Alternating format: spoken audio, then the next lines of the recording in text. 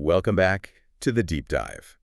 So if you've ever been frustrated by, one of those management books that promises a single one-size-fits-all solution for everything, this deep dive is for you.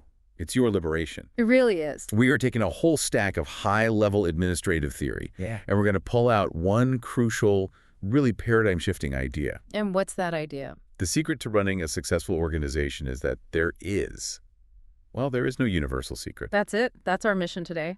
We are diving deep into situational theories of administration, or what's also called contingency theory. Right. And we're going beyond just, the philosophical idea that organizations interact with their environment. We're providing you with the sharpest diagnostic tools we could find. Okay, so the core truth here is that search for the single best way to structure an organization.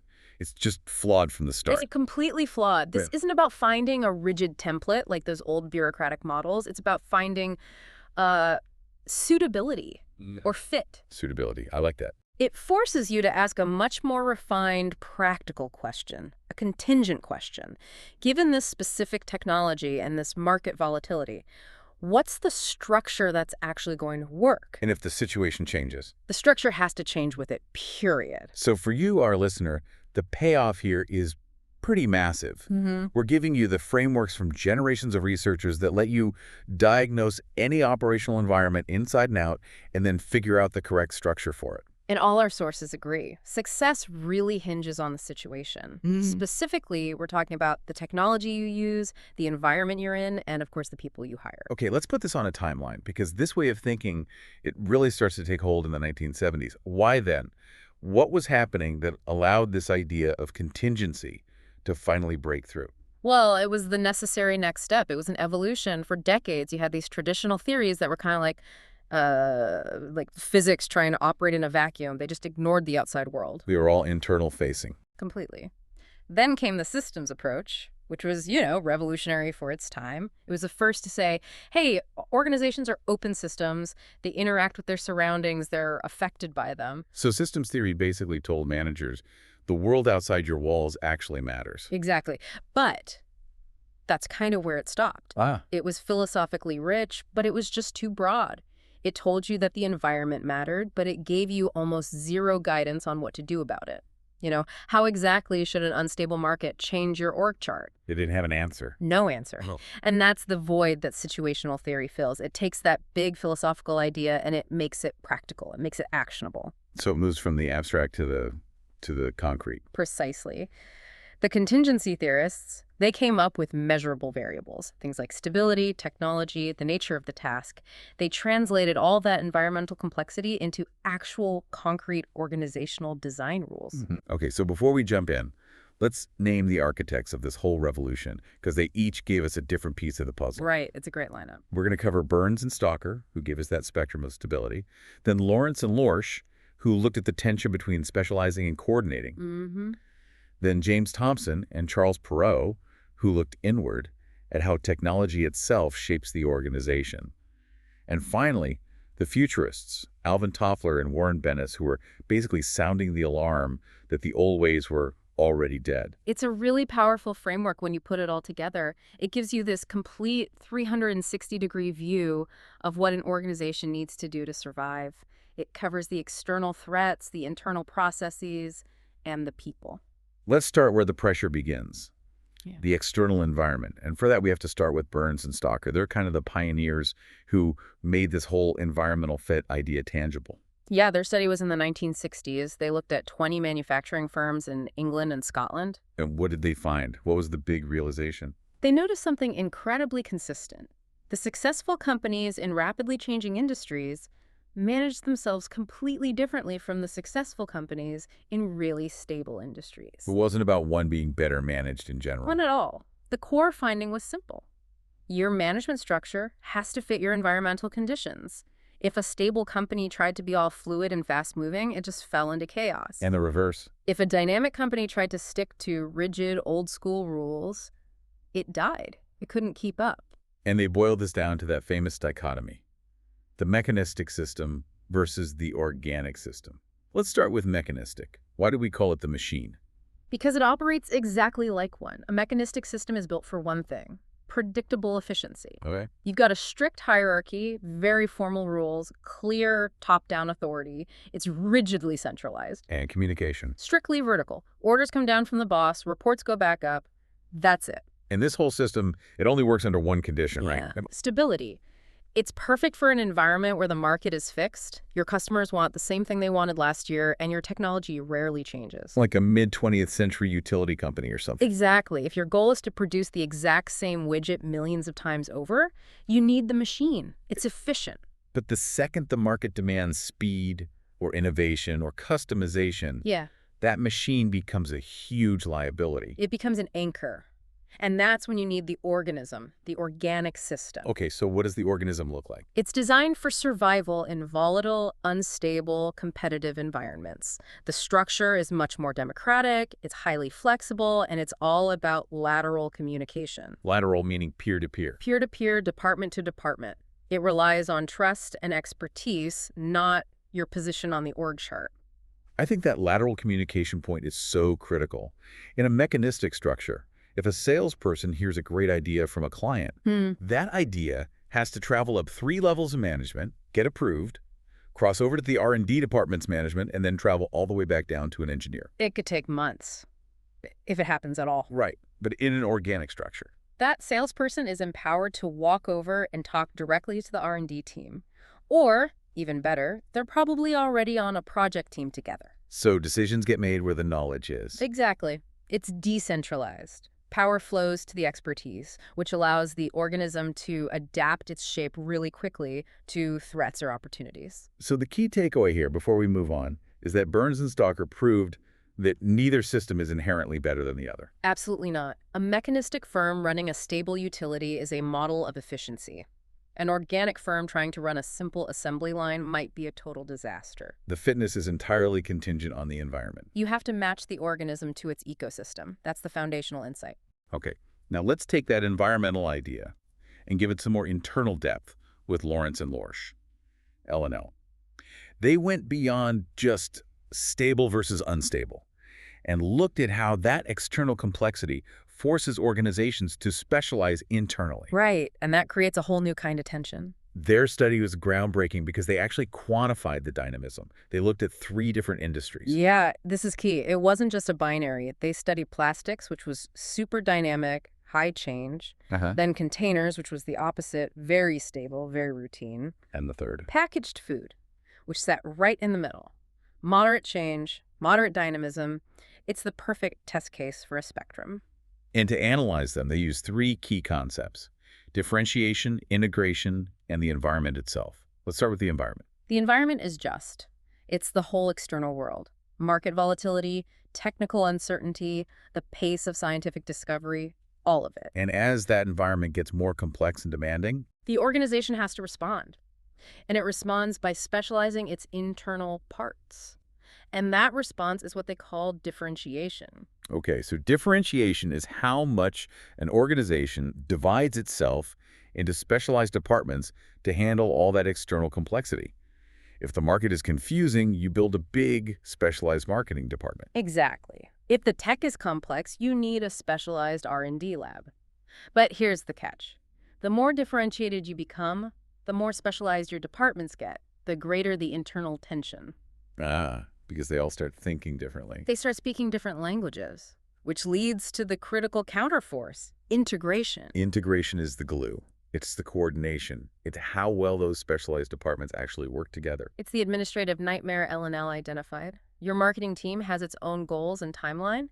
Your R&D team has completely different ones. If you don't have strong integration, they can start working against each other. They become silos. Exactly. Differentiation is necessary to cope with complexity, but it creates internal distance. Integration is what you need to bridge that distance and make sure everyone is pulling in the same direction. Okay, let's look at their results, starting with the extremes. The containers industry, super stable. What did a successful company look like there? Well, the container firms operated in a really predictable world. They didn't need high differentiation because the outside world wasn't complex. So they didn't need a lot of specialized departments. Right. They succeeded with low differentiation and low integration. They just used a routine, mechanistic approach. Basic hierarchy, standard rules, that's all they needed. Complex collaboration would have just been a waste of money. Total overhead. Now, jump to the other extreme, the plastics industry. Okay, total chaos, high complexity. Right. And here, successful firms required two things at once, and this is the key. High differentiation and high integration. Both had to be high. Both. They needed highly specialized scientists for the complex technology and highly specialized sales teams for the volatile market. But, and this is crucial, they needed equally intense and complex systems to coordinate all those specialists. To make sure R&D was actually building something the sales team could sell next year? You got it. And that's where you see the organic structure again. They achieved that high integration through democratic decision-making, direct peer communication, cross-functional project teams. So the structure had to manage that inherent tension between being specialized and being unified. Exactly. Now, here's the final piece that proves the contingency principle.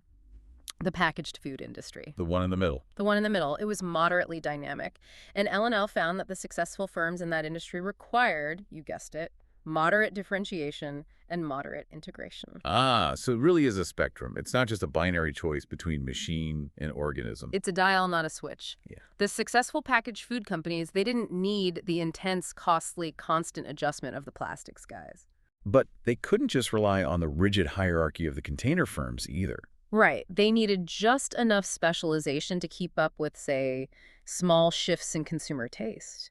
And they needed just enough coordination, maybe a few liaison roles or quarterly planning meetings, to manage that slight internal complexity. So that proves L&A's golden rule. It does. Success means achieving the right amount of differentiation and integration, and that amount is dictated entirely by your external reality. You're always balancing the needs of the part against the needs of the whole. We've established that the external environment forces the internal shape of the organization. But now we're going even deeper inside, shifting our focus from the market to the actual work process itself, the technology. And that is the domain of James Thompson and Charles Perrow. Right. Thompson's work, Organizations in Action, it gave us a whole new vocabulary to talk about how technology affects how people interact. He argued that the work process dictates how workers have to rely on each other, what he called interdependence. And that interdependence then determines the best structure. You can't just impose a structure that fights the natural flow of the work. He defined 3 types of technology, and each one demands a different structural response. Let's start with the simplest one, mediating technology. Mediating technology creates the simplest form of interdependence, which is pooled interdependence. Pooled. Okay, what's an example? Think of a big commercial bank with hundreds of branches, or the post office. Each branch operates pretty much independently of the others. They connect the organization to different clients. So the branch in one city doesn't really depend on the branch in another city to do its daily work. Not at all. But the success of the whole bank is the sum of their individual results. They share a pool of resources and a common brand. So if they don't interact, how is coordination achieved? How do you make sure they're all acting like one company? Through standardization. The bank ensures success by making every branch follow the exact same rules, use the same forms, offer the same products. It's coordination by rulebook. And since it's all about enforcing rules, it works best with the centralized structure. It's just easier to manage and enforce standardization from a single central point. Okay, that makes sense. Next, we move to a more connected workflow, long link technology. This creates what he called sequential interdependence. The classic example is a car assembly line. Right. Step A has to be done before step B can start. Exactly. Work flows in a straight line. The department that puts on the doors is completely dependent on the department that built the chassis to do its job correctly and on time. It's a much higher degree of interdependence. And it sounds incredibly fragile. I mean, if one step in that chain breaks down, the whole thing grinds to a halt. Absolutely. The whole line stops. So the coordination mechanism has to be much more active. It shifts from simple standardization to heavy planning and scheduling. So someone has to meticulously plan out every single step. And because of that tight coupling, that reliance on a smooth flow, control needs to be very, very tight. So long-link technology also strongly favors a centralized structure, where a central authority plans and schedules everything. Okay, that makes sense for mass production. But what happens when the work isn't a predictable line, when it's an intense back-and-forth interaction? That brings us to his third type. The most complex one, intensive technology. Right. This results in reciprocal interdependence, which is the highest level of coordination complexity you can have. And the prime example is? The hospital emergency room. Think about it. The work is totally non-standard. A patient comes in. The surgeon needs the anesthesiologist, who needs the nurse, who needs the lab tech, who then sends information back to the surgeon. It's not a line. It's a web. Everyone is constantly adjusting to everyone else in real time. Right. And the failure of any one person can immediately impact the final outcome. Standardization is useless here because every problem's unique. And planning, it's just too slow. What's the coordination mechanism? Mutual adjustment.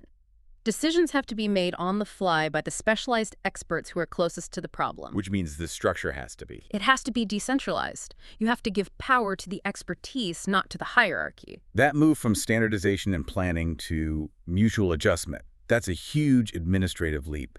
But I have to ask, doesn't mutual adjustment sound incredibly inefficient? It sounds expensive. Oh, it is. It's inherently costly in terms of time and communication overhead compared to just running a standardized assembly line.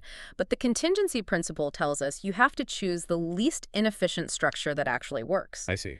If you try to run an ER based on a centralized rulebook from a manager 3 offices away, the cost isn't inefficiency, it's catastrophic failure. It's literally the death of the patient. So that high cost of mutual adjustment is necessary to get the job done. So Thompson showed that the technology, the actual workflow, is like an internal dictator for your organizational structure.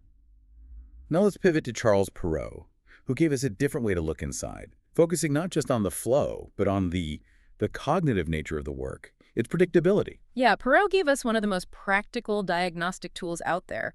He used 2 key dimensions to analyze any task. Okay, what's the first one? First is frequency of exception. Basically, how often does the unexpected happen?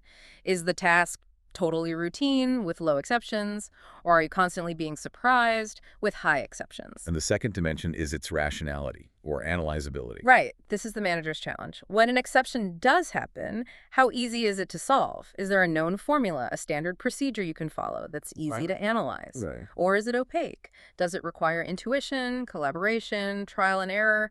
That's difficult to analyze. So by mapping tasks across these 2 dimensions, he creates this 4-quadrant matrix for administrative fit. Exactly. Let's walk through the 4 structures, starting with the simplest one. Okay. You have the routine structure. This is for tasks with low exceptions and easy to analyze solutions. Like basic clerical work or accounting. Perfect example. The work is predictable, the solutions are known. So you can use tight control, standardization, formal rules. The best fit is a centralized structure. It's the classic mechanistic model. Okay, now let's crank up the exceptions. High exceptions, but the solutions are still easy to analyze. That's the engineering structure. This is such a critical distinction. Think of an engineer troubleshooting a complex machine that's well documented. Problems happen all the time, high exception rate. But the engineer has a manual. They know which protocol to run. The solution is analyzable. So you still have a rule book, even for the exceptions. Right. So you can still impose standardization, and control can remain comparatively centralized. You need a little flexibility, but not a total free-for-all. Okay, now let's flip it. Let's go to few exceptions, but the solutions are difficult to analyze. This is the craft structure. This often involves highly specialized artisanal trades, or roles where deep judgment is everything, like a master surgical nurse. Exceptions are kind of intermediate, the work generally flows, but when something does go wrong, the solution isn't in a book. It relies on deep, non-codifiable experience. So you can't rely on rules and formulas. You have to trust the person. You have to trust the person's expertise, precisely. So you have to empower that specialized skill, which leads to a comparatively decentralized structure.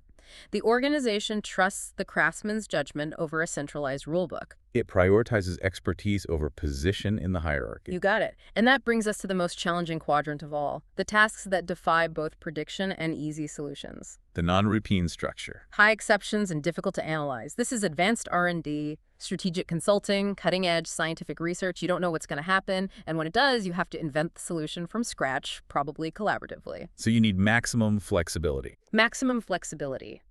It relies completely on the mutual adjustment of experts. This absolutely positively requires a decentralized structure where hierarchy is basically meaningless and expertise is the only real source of authority. So Perrow gives managers this ultimate checklist. Before you even think about drawing an org chart, you have to analyze the fundamental nature of the work. Right. If you force your brilliant R&D lab into a routine, centralized structure, it will fail. The structure itself will be fighting the task. The organization becomes its own worst enemy. The internal structure has to mirror the demands of the task. Has to. The thinkers we've talked about so far, they gave us these amazing frameworks for diagnosis. But then, by the late 60s and 70s, you start hearing these other voices, futurists, sociologists, and they weren't just describing fit, they were issuing a warning. A very loud warning. They were saying that the speed of environmental change was actively making most existing management structures obsolete. And this brings us to Alvin Toffler. Ugh, Toffler. Famous for future shock. He wasn't just observing that things change, he was observing the acceleration of change. Right. His core message to organizations was that modern environments are, well, they're temporary. They're ephemeral. They change continuously. And organizations that were built on the idea of permanence like traditional bureaucracies were simply going to go into shock and disintegrate. And he specifically pointed to the third wave, the communications revolution, as the engine driving all this volatility. It changed everything. It removed the protective buffers of distance and time. It used to be that an organization had days, maybe weeks, to respond to a shift in a faraway market. But now information and competition are instant. They're instant. The decision-making cycle got dramatically shorter, and the bureaucracy, which was built for slow, stable, methodical decision-making, it became the organizational equivalent of an anvil in a horse race. So if bureaucracy was the right tool for the stable past, what did he prescribe for this new era of constant change? He proposed adhocracy. Adhocracy. Yeah. Where bureaucracy is defined by its permanence, its hierarchy, its rules. Adhocracy is defined by its temporary nature, its flexibility, and its focus on expertise. It's a system specifically designed for complex, non-routine work in fast-changing environments. The name itself, adhocracy, suggests organizing around the ad hoc problem, the problem at hand. What does that actually look like? Think of a modern creative agency or a really innovative software startup. They don't have permanent departments with rigid walls between them. Right. They form temporary, multidisciplinary project teams, squads, pods, whatever you want to call them, to tackle one specific client need or one specific problem. And when the project is over, the team dissolves, and the individuals immediately reform into new teams to tackle new problems. Hierarchy is fluid. It's based entirely on who has the relevant expertise for this specific project right now. So it's the ultimate expression of that organic, decentralized structure we've been talking about. It is. It's the constant conscious process of dissolving and reforming. It sounds incredibly necessary, but also exhausting. It's definitely high stress and requires a ton of communication. But Toffler argued that's the price of survival in the third wave. Trying to cram that kind of dynamic work into a rigid, permanent, bureaucratic box is what leads to organizational death. Okay, now let's bring in Warren Bennis, who added the human element to this whole critique.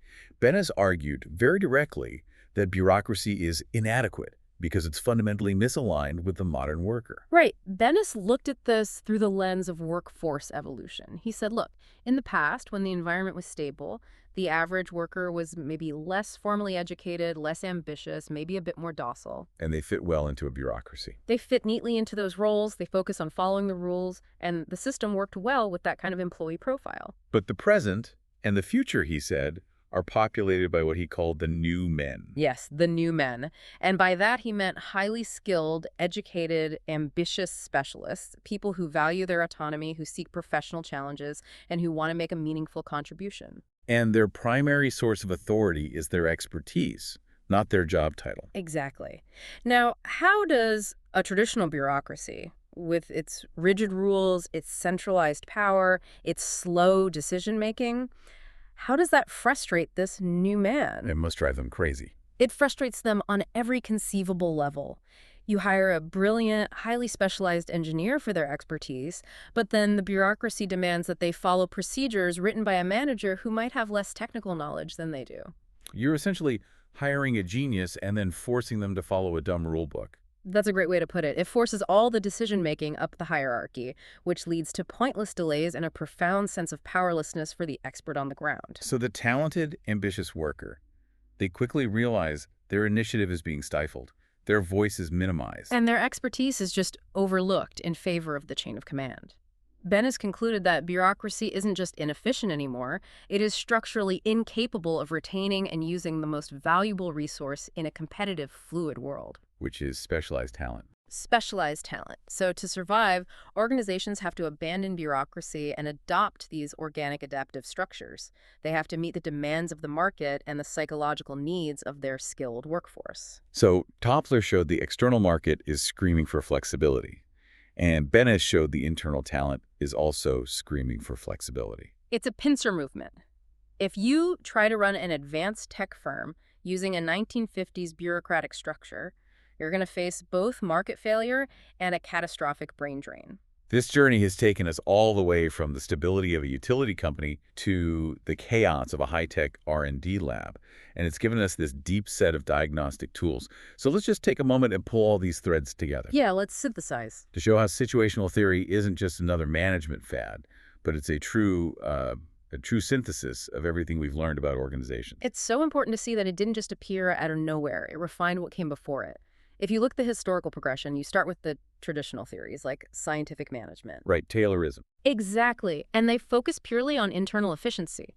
They treated people like interchangeable cogs in a machine and just completely ignored the external environment and human psychology. Then the human relations theory came along, and it fixed the people problem. It did. It focused on psychology, morale, informal group dynamics. It was brilliant for, humanizing the workplace. But it made the opposite mistake. It ignored structure and environment. It largely ignored structure and almost entirely overlooked the environment. It told managers how to motivate people, but not how to structure a company to survive a recession. Okay, then the systems approach came in and it fixed the environment problem. Correct. It gave us that crucial concept of the open system that interacts with its surroundings. But, like we said at the top, it was too general. It didn't have any real prescriptive power. And finally, the contingency or situational approach comes along. Yeah. And it provides the necessary integration of all of it. It's the practical triumph because it synthesized all three of those layers. It accepted the need for efficiency from the traditionalists. It accepted the importance of human dynamics from the human relations school. And it accepted the need for environmental awareness from the systems approach. But it added the missing piece. It added the diagnostic framework. It finally gave managers the if-then tools. If your environment is X and if your technology is Y, then your structure must be Z. It provided specific, actionable models to manage that fit. It takes it out of the realm of philosophical debate and turns it into administrative engineering. It's the first truly complete diagnostic approach to management. It really is. It's the moment organizational design became a science of necessity, not just a matter of personal taste or style. So what's the ultimate practical lesson here for you, the listener, who's facing a real organizational challenge today? It's all about being able to apply that core administrative if-then rule. The core takeaway is this. Stop looking for the one universal solution. Stop buying that book. Start by diagnosing your specific situation. So rule number 1. If you are facing a stable environment, routine tasks, standardized technology like pooled or long-linked and predictable markets, then you should absolutely favor a mechanistic or bureaucratic structure. Centralization, standardization, clear hierarchy. Yes. Because in a stable world, efficiency is king. Okay. And on the flip side, the prescription for chaos. If the environment is unstable or complex, if the tasks are non-routine, if the technology is intensive and reciprocal and the markets are fluid, then you must adopt an organic or decentralized structure. Flexibility, high integration, empowering your specialists. Right.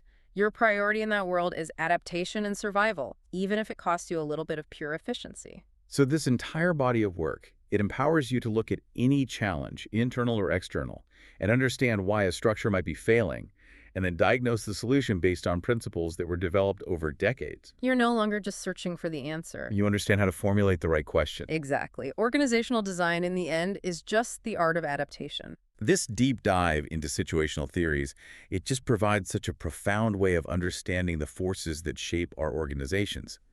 But it leaves me with one final challenging thought. Okay. If structure has to adapt to the environment, and Alvin Toffler warned us that the modern environment is shifting faster than ever, What about the concept of organizational inertia? Inertia, the natural resistance of any system to change. It's the bureaucracy fighting to stay a bureaucracy, even when it knows it shouldn't.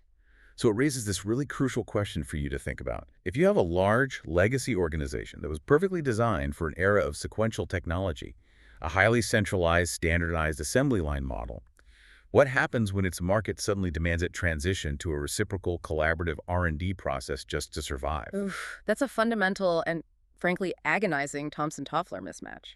The new work instantly demands a decentralized organic structure. But the entire organization, from HR to accounting to the C-suite, is still built to be centralized and mechanistic. The whole immune system of the organization will fight the change. So how quickly can that rigid structure actually break down? And what is the true cost in time, in money, in talent of that inevitable transition delay, that structural inertia, that gap between what the environment demands and what the structure can deliver? That's the deep dive you have to continue on your own. And understanding the human and financial cost of that delay, that's maybe the single greatest challenge facing organizational leaders today. Absolutely. Thank you for joining us for this deep dive into situational theories. Go out there and start diagnosing your environment using that if-then framework. And remember, the right answer always depends entirely on the question the situation is asking.